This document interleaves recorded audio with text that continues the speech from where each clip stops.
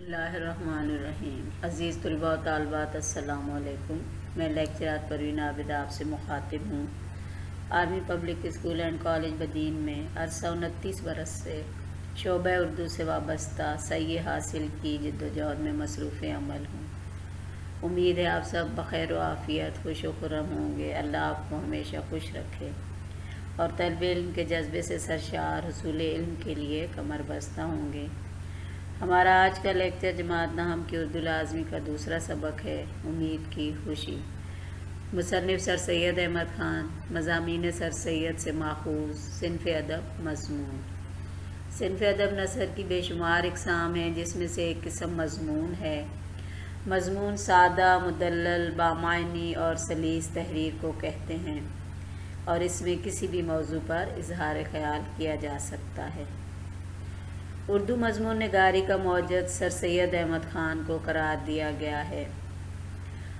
سر سید کا یہ سبق تشریح اور خلاصے کے حوالے سے تو اہمیت کا حامل ہے، مگر یاد رکھیے سر سید نے امید کو خوشی قرار دیتے ہوئے نوجوان نسل کو یہ بتانے کی کوشش کی ہے کہ آنے والے اچھے وقت کی امید وہ طاقت ہے کہ جو دکھوں میں انسان کو نہ صرف حوصلہ بخشتی ہے بلکہ صبر اور برداشت کی قوت بھی اس میں پیدا کرتی ہے۔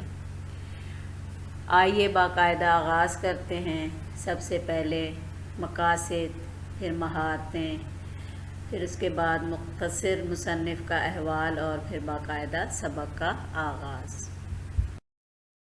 مقاصد تدریس۔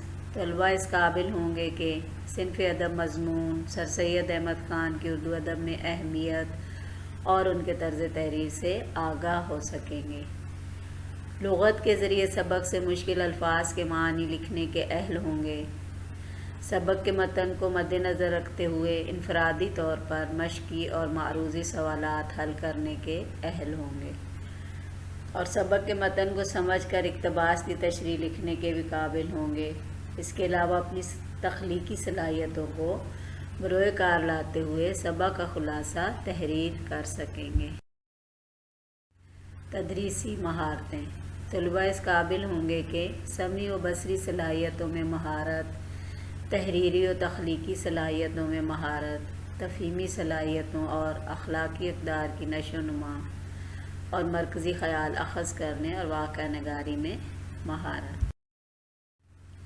اہم نکات مصنف کے تعارف کے حوالے سے۔ سر سید احمد خان 1817 کو دہلی میں پیدا ہوئے اور 1898 میں وفات پائی۔ عظیم مسئلے قوم اور سچے ہمدرد و رہبر۔ مسلمانان ہند کے یہ عظیم صلاح کار کسی تعارف کے محتاج نہیں۔ آپ کا شمار اردو ادب کے نامور نثر نگاروں میں ہوتا ہے۔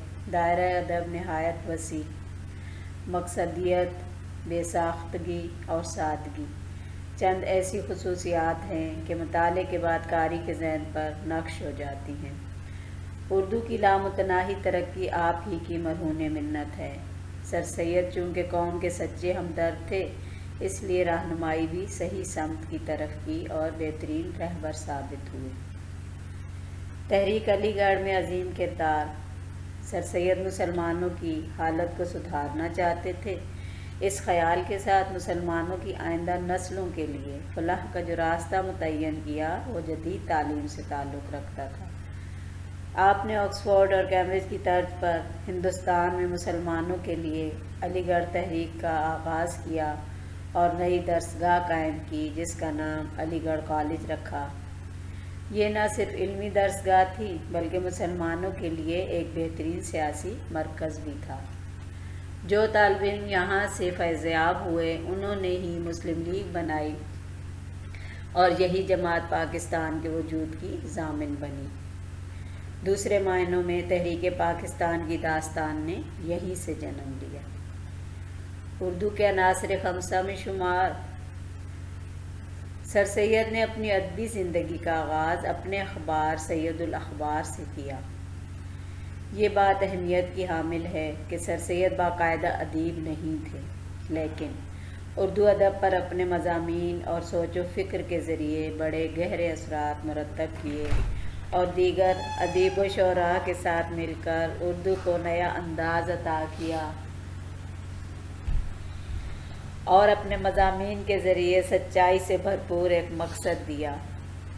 یہی سبب ہے کہ آپ کو اردو کے عناصر خمسہ میں شمار کیا جاتا ہے۔ عناصر خمسہ سے مراد وہ 5 شخصیات ہیں جو جدید اردو کے بانی کہلاتی ہیں، جیسے سر سید احمد خان، مولانا حالی، مولانا شبلی رحمۃ اللہ علیہ اور مولانا محمد حسین آزاد اور ڈپٹی نذیر احمد۔ معاشرتی برائیوں اور مسلمانوں کے اخلاق کی اصلاح۔ ہم چونکہ اس دور میں ایک غلام قوم تھے، سر سید جانتے تھے اسلامی معاشرے میں کون کون سی برائیاں اور خامیاں ہیں، لہٰذا آپ کی تحریروں نے معاشرے کی اصلاح کا کام کیا اور معاشرے کو تہذیب اور شائستگی دینے کی کوشش کی۔ مسلمانوں کے اخلاق کی اصلاح کے لیے ایک رسالہ تہذیب الاخلاق جاری کیا، جس میں ادبی اور اصلاحی مضامین شائع ہوتے تھے۔ سر سید ایک بلند پایہ نثر نگار، اخبار نویس اور عالم تھے۔ خطابات۔ آخری مغل بادشاہ بہادر شاہ ظفر نے آپ کی خدمات کے صلے میں آپ کو جواد الدولہ اور عارف جنگ جیسے خطابات سے نوازا، اور انگریز حکومت نے آپ کو سر کا خطاب دیا، جو کہ آپ کے نام کا حصہ بن گیا۔ اہم تصانیف: آثار الصنادید، اسباب بغاوت ہند، خطبات احمدیہ، تاریخ سرکشی بجنور اور تفسیر القرآن وغیرہ ہیں۔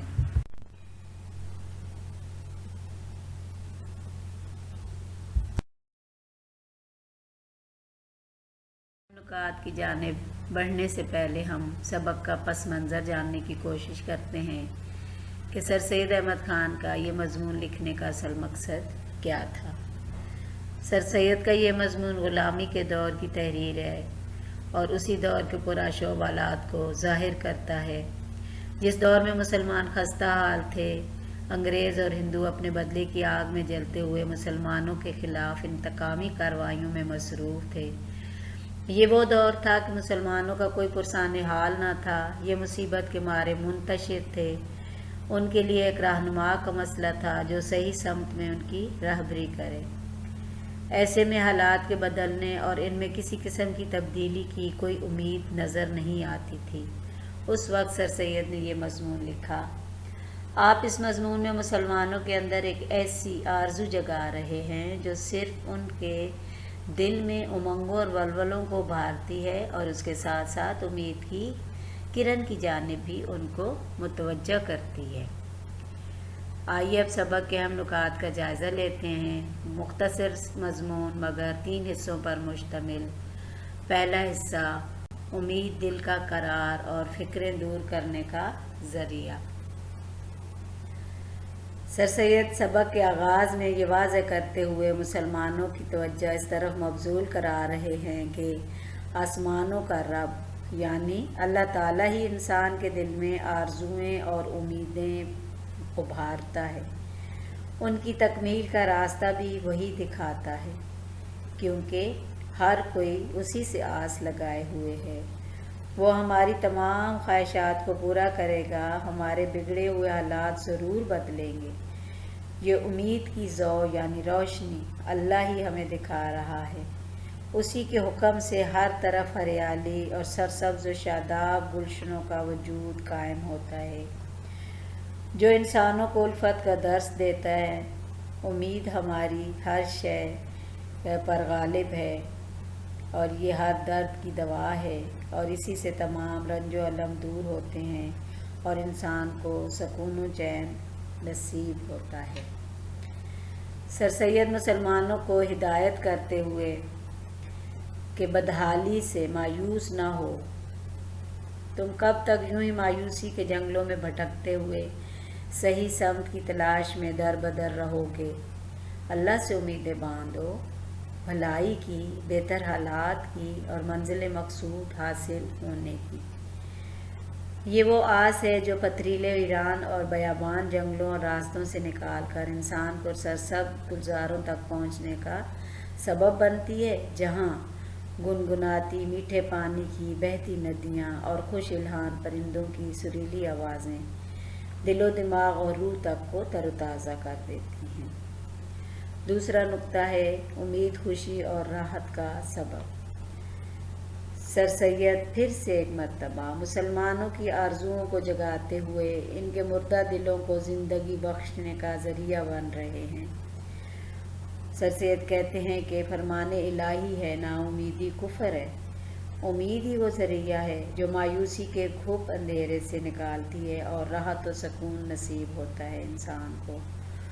امید ہی منزل کا راستہ بتاتی ہے، اور جہاں گزرے ہوئے زمانے کی راحتیں، خوشیاں، سکون ایک خیال کی صورت اختیار کر لیتی ہیں اور حقیقت کا روپ دھار کر انسان کے سامنے موجود ہوتی ہیں۔ یوں امید کی خوشی ماضی کے پرسکون اور راحت بھرے لمحات کو پھر سے لیتی ہے۔ اسی سبق کا دوسرا حصہ، ایک ماں اپنے بچے کو لوری دیتے ہوئے اسے اپنی امیدوں کا مرکز قرار دیتی ہے۔ اس حصے کا پہلا نقطہ ہے، اولاد کی پرورش امید کی کرن میں ہوتی ہے۔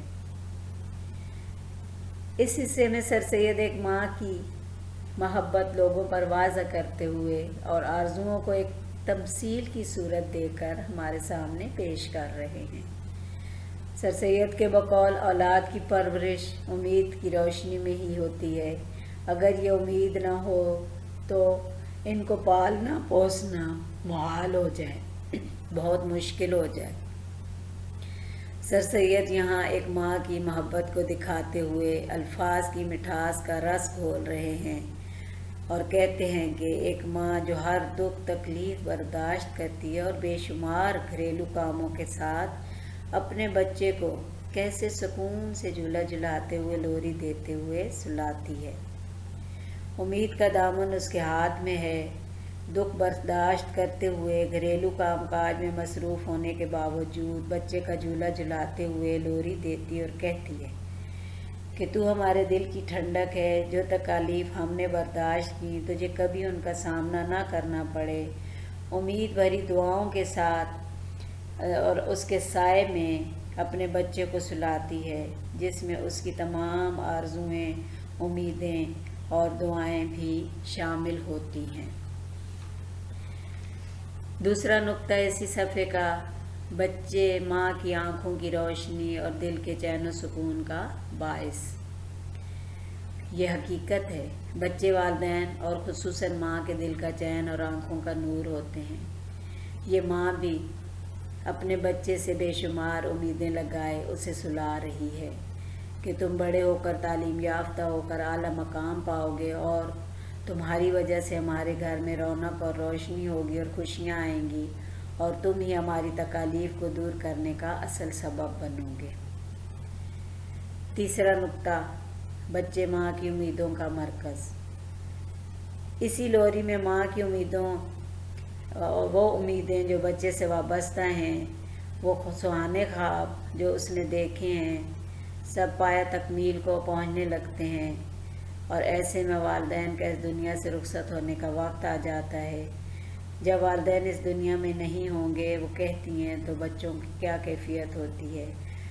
یہاں پر اس بات کا جائزہ لیا گیا ہے کہ مرنے کے بعد اپنے بچے سے ماں کہتی ہے کہ تم کیا کرو گے، رو گے تو تمہیں کون چپ کرائے گا، ہماری قبر پر آؤ گے فاتحہ پڑھنے، ہماری روح کو خوش کرنے کے لیے، تو تب بھی ہم تمہارے کسی کام نہ آ سکیں گے۔ لیکن یہ ساری باتیں اس کے باوجود والدین واپس تو نہیں آ سکتے، مگر ان کی محبت کو یاد رکھا جا سکتا ہے، اور اس طرح سے امید کے سارے دنیا قائم ہے۔ یہ ساری امید کی خوشیاں اس ماں کو اس وقت تھیں جب بچہ بہت چھوٹا ہوتا ہے، بہت معصوم ہوتا ہے۔ اس کی ایک معصوم مسکراہٹ ماں کے دل کو سکون دینے کے لیے بہت کافی ہوتی ہے۔ پھر آہستہ آہستہ وہی بچہ اسکول جانے لگتا ہے، بڑا ہوتا ہے اور پھر اگر کسی سبب دکھی ہوتا ہے، روتا ہے، تو ماں کی محبت اسے برداشت نہیں کر سکتی، اس کی ہر خواہش کو پورا کرتی ہے۔ اپنے بچے کی تمام معصوم حرکتیں ماں کو سکون پہنچاتی ہیں۔ والدین اپنے بچے کے تمام کام سچے جذبے اور ہمدردی سے کرتے ہیں، کیونکہ اسی میں ان کی خوشی اور ان کا قرار اور ان کا چین اور ان کا سکھ، ساری چیزیں اسی راز میں پوشیدہ ہوتی ہیں۔ اور یہی وہ امیدیں ہیں جو ہمارے ساتھ پیدائش سے لے کر مرنے تک ساتھ رہتی ہیں، اور انہی امیدوں کے سہارے ہم اپنی زندگی کا وجود قائم رکھے ہوئے ہیں۔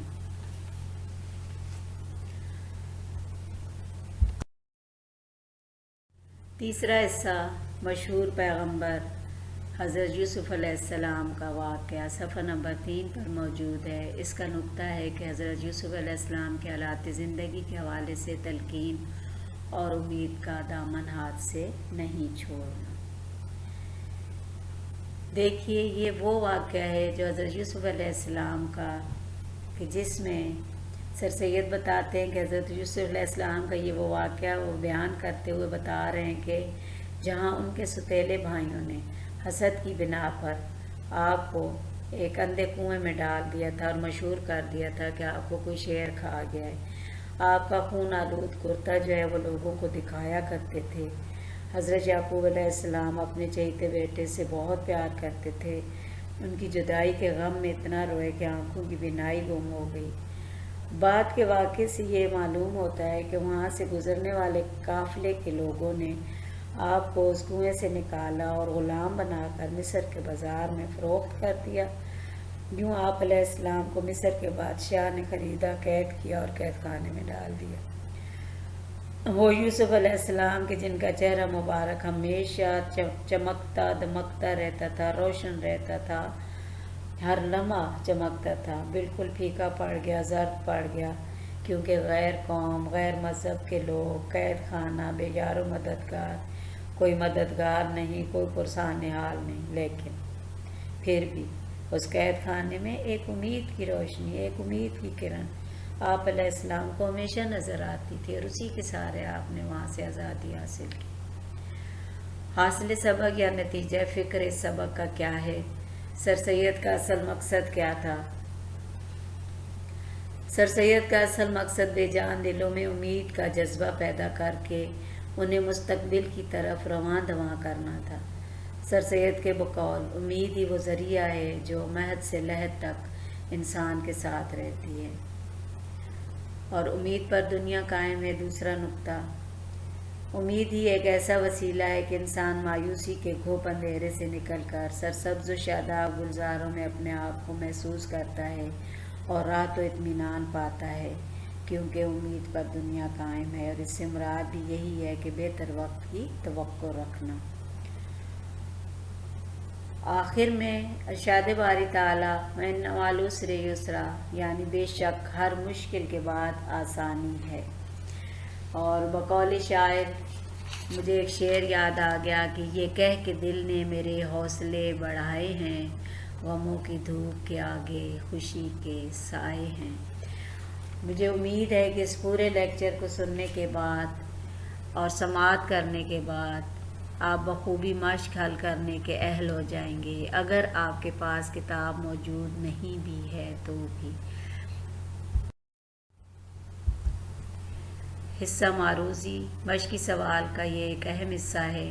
اس پر ہم پہلے لیکچر میں بحث کر چکے ہیں۔ کثیر الانتخابی سوالات کے جوابات ہوتے ہیں۔ ایک سے زیادہ دی گئی ہدایات میں سے درست جواب کا انتخاب کرنا ہوتا ہے۔ اس میں میں نے 2 جو ہیں وہ آپ کے لیے پیش کیے ہیں۔ پہلا جو ہے وہ سر سید کے حوالے سے ہے، یعنی ان کی سوانح کے حوالے سے، اور دوسرا سبق میں سے ہے۔ سر سید احمد خان نے اپنی ادبی زندگی کا آغاز داعش اخبار سے کیا، یعنی کس اخبار سے کیا؟ سید الاخبار، جو خط کشیدہ ہے اور عصبی ہے۔ سر سید نے آسمانوں کی روشنی اور دلوں کی تسلی ڈیش کو قرار دیا۔ کسے؟ وہ الف ہدایت ہے، امید، خط کشیدہ۔ اسی طرح آپ نے حوالہ مصنف میں سے कम अज़ कम 10 सवालात तहरीर करने हैं, जिनमें मुसन्निफ़ की साने के साथ साथ तसानीफ़ और कारहाय नुमायाँ भी मौजूद हों, यानी उन पर मबनी सवालात मुंतखब करने हैं और उनका के जवाब तहरीर करने। इसी तरह सबक में से भी मखसूस जुमलों से सवालात तहरीर करके कसीरुल इंतखाबी बनाने और दुरुस्त हिदायत का इंतखाब करना है। मौज़ूई सवालात हिस्सा मश्क के ये सवालात हैं, तफसीली सवालात हैं। सवाल नंबर 1 के अज्जा हैं। पहला जुज़ है, मुसन्निफ़ ने उम्मीद को खुशी क्यों करार दिया। अगर आपने इस लेक्चर को सही तरह से समाअत फरमाया, गौर व फिक्र से सुना, तो आप इस सवाल का जवाब बखूबी हल करने के अहल हो जाएंगे। माँ बच्चों को क्या लोरी देती है, पूरी इस किताब की जो लोरी थी इस सबक की, वो मैंने आपको तफसीलन बताई है, तो आप उस लोरी से इस सवाल का जवाब भी लिख सकते हैं। बेगुनाह कैदी रंजीदा क्यों था। हज़रत यूसुफ़ अलैहिस्सलाम का पूरा वाक़या इस सवाल के जवाब में है। उम्मीद हमारी ज़िंदगी में क्या तब्दीली ला सकती है। ये सवाल आपकी सवाबदीद पर है और आपने इसका जवाब हल करना है और आपने मुझे बताना है कि वाकई ही उम्मीद हमारी ज़िंदगी में बेहतरीन तब्दीली ला सकती है। अगला सवाल भी आपके लिए है कि आपकी कौन सी उम्मीद है जो आपके वालिदैन के लिए खुशी का बायस बन सकती है। तो आपने इस सवाल का जवाब भी हल करके मुझे ज़रूर बताना है। सवाल नंबर 2 है, दर्ज झैल अल्फाज व तराकीब को अपने जुमलों में इस्तेमाल करना है। मेहनत का फल यानी मेहनत का सिला। आतिश मोहब्बत, मोहब्बत की आग जो माँ के दिल में होती है। दर्द की दवा, हर दुख का इलाज। खुश इल्हान, अच्छी आवाज़ वाला। बेरया ख्याल, ऐसा ख्याल कि जिसमें दिखावा ना हो। कठिन घड़ी, मुश्किल लम्हात, मुश्किल वक्त। तो इन तमाम अल्फाज व तराकीब को आपने अपने जुमलों में इस तरह इस्तेमाल करना है कि इनके मानी बिल्कुल वाज़ेह तौर पर समझ आ जाए। है कि आपको ये सारा सबक बेहतरीन तरीके से समझ आ गया होगा और आप खुलासा लिखने के भी अहल होंगे। खुलासा निगारी में अहम नुकात जो हैं वो हवाला मतन के हवाले से, मुसन्निफ़ का नाम, सबक का उन्वान, माखज़। फिर खुलासा सबक का जब आप तहरीर करते हैं तो कम अज़ कम 1 से 1.5 सफ़हात पर मुश्तमिल हो और कम अज़ कम इसमें 3 से 4 पैराग्राफ मौजूद हों, जिनमें कुरानी आयात, अहदीस, मुमासिल शेर, इस तरह की सारी चीज़ें ज़रबुल मिसल ज़रूर तहरीर की गई हों और उन्हें आपने वाज़ेह तौर पर दूसरे मार्कर से लिखना है। यानी अगर आपने नीला मार्कर इस्तेमाल किया है तो उसकी जगह फिर आप या तो काले मार्कर से लिखें या फिर नीला जो बोल्ड मार्कर होता है उससे उनको वाज़ेह कर दें। तो इस तरह से आपका खुलासा जो है वो मुम्तहिन को पढ़ने में भी आसानी होगी और अहम नुकात को जब वो देखेंगे तो उस हवाले से आपको नंबर भी अच्छे मिल सकते हैं। हासिल सबक इस खुलासे का अहम हिस्सा होता है, यानी कि इस सबक से आपको क्या हासिल हुआ, आपने क्या सीखा और इसका नतीजा आपने क्या अख़ज़ किया या मरकज़ी ख़याल इस सबक का क्या है।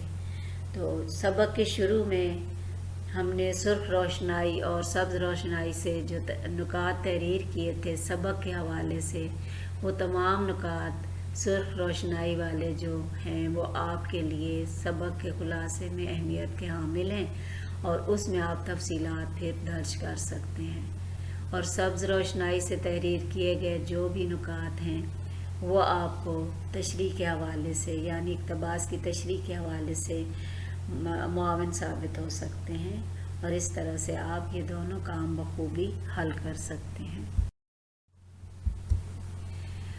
मुझे उम्मीद है कि आपको ये तमाम लेक्चर बखूबी समझ आ जाएगा जब आप इसको गौर व फिक्र के साथ, बड़ी संजीदगी के साथ, दिल लगी के साथ और खुशी के साथ समाअत फरमाएंगे, क्योंकि इल्म हासिल करना कोई मामूली काम नहीं।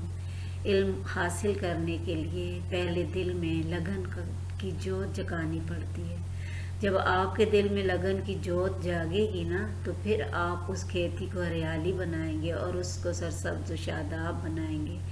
फिर आप जो बोएंगे वो काटेंगे।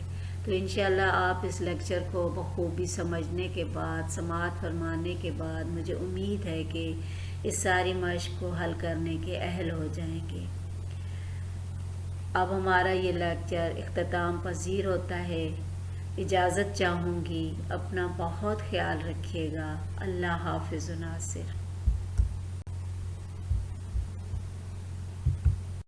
عزیز طلباء و طالبات، امید ہے میرا یہ لیکچر آپ کے لیے مفید ثابت ہوگا، اور اگر آپ کو مفید لگے تو میری آپ سے درخواست ہے کہ میرے لیکچرز اور چینل کو دیگر طلباء و طالبات کے ساتھ شیئر کریں تاکہ تحصیل علم کا یہ سلسلہ یوں ہی رواں دواں رہیں۔ اور اگر آپ کو اس لیکچر میں کوئی بات سمجھ نہ آئی ہو تو آپ کمنٹ سیکشن میں مجھ سے پوچھ سکتے ہیں، اور ایسے ہی مزید لیکچرز دیکھنے کے لیے میرے چینل کو سبسکرائب کریں۔ لیکچرر پروین عابد اب اجازت چاہتی ہے۔ اپنا بہت خیال رکھیے گا۔ اللہ حافظ و ناصر۔